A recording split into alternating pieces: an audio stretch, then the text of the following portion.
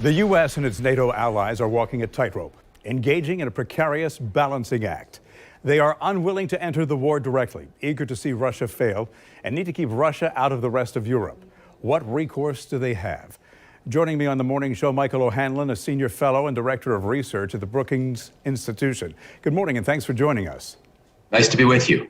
So while the short-term role in Ukraine is limited, the attack on the nuclear power plant and Putin's threats raises a bigger issue, the specter of keeping Russia out of the rest of Europe. It has to be a consideration given the fact that Putin is so belligerent and unpredictable. How is that accomplished? Well, it's a great question, although in one sense, he's not that unpredictable. And that gives me some reason for confidence that as tragic as what's happening now in Ukraine is, of course, it is probably not going to extend much beyond. Putin has declared since 2014 the right, almost the obligation to protect Russian speakers and those of sort of deep, longstanding ties to Russia as he defines it historically. And that does include, tragically, virtually all of Ukraine. It includes some Russian speakers in Moldova, the small country just to the southwest. And it does include possibly, and this is the danger point, some Russian speakers in the Baltic states of Estonia and Latvia. So that's where we have to keep our real eye, because as you know, they are NATO members. We would be sworn to defend them. I think we're going to have to reinforce further our military positions in those two countries. But otherwise, Putin doesn't seem to have some grand concept of conquest. You might say, well, how do we know? And of course, we don't for sure. But Putin's been pretty clear over the years at sort of what his grudges are, where he wants to get vengeance, and what he sees as sort of the proper role for Russia in the world. And he has sometimes had this expansive view of, pushing out Russia's borders to include places where Russian speakers historically have lived.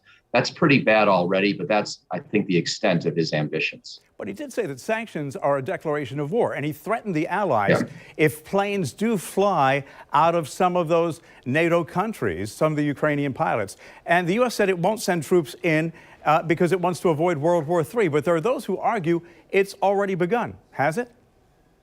No, I don't. I say that because, we got a lot of colleagues, viewers, fellow Americans who, if I say that, they think like we're about to go into nuclear war. Putin's tossed around those kind of threats. No, I don't think we're anywhere close to that kind of situation. I do think intervening in a no-fly zone operation would get us closer to that, which is why, in my judgment, President Biden's correct not to want to do that no-fly zone as much as President Zelensky wants it. I understand why he wants it, but that would be an American entry into the war because we'd have to bomb Russian air defense sites and communications facilities, inevitably killing Russian troops. That would be direct involvement in the conflict. But the other things we're doing, like sanctions, Putin can talk all he wants. We have the right to buy stuff from where we buy stuff. We have the right to allow people access or not to our financial system. And if he attacks an innocent country, Russians are not going to have those rights. So I think we've drawn the line pretty much at the right place. What's missing for me is focusing on energy exports from Russia, where I think we need to have a plan to wean ourselves off those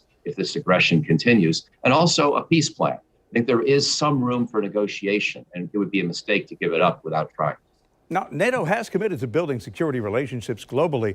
Does it have to go back to its roots and original mission, committing to frontline battle groups in the Baltics and Poland? Because right now it seems Putin has the world at its knees.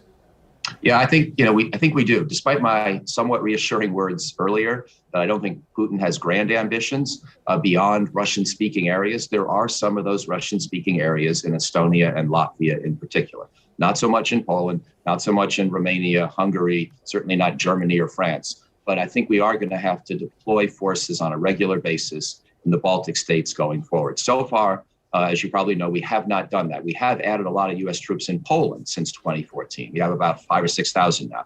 But I think we're going to have to put some U.S. troops now on a permanent basis in Estonia and Latvia in particular. I think that should shore up the defense of those countries. So I feel like we can contain this war, although it's obviously tragic. And I think it will get worse within Ukraine before it gets better. And on the issue of sanctions against Russia, Russia's become uninvestable. One Swedish economist said Putin loved the concept of fortress Russia, but now there's no fortress at all. Might this give him the opportunity to return to communist-era repression and an old KGB playbook on terror?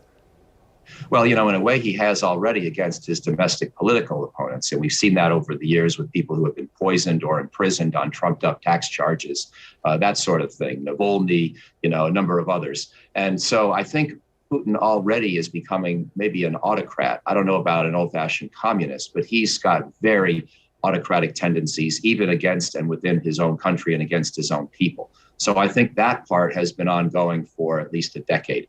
What I think we're going to have to do, however, is figure out a way to push him to some kind of, a negotiated compromise here, rather than annexing all of Ukraine. That's going to require the threat of cutting off Russian oil export and gas exports to Europe, as well as the United States, using that as additional leverage, as a contingent threat in the event that he continues the aggression, being willing to lift those sanctions or avoid them or not escalate them if he will negotiate. Now, people sit and watch in horror, and if the pictures we saw were in black and white, we'd think it was World War II all over again. And people are asking why the cavalry isn't coming to rescue Ukraine. People don't understand the world of what's called realpolitik.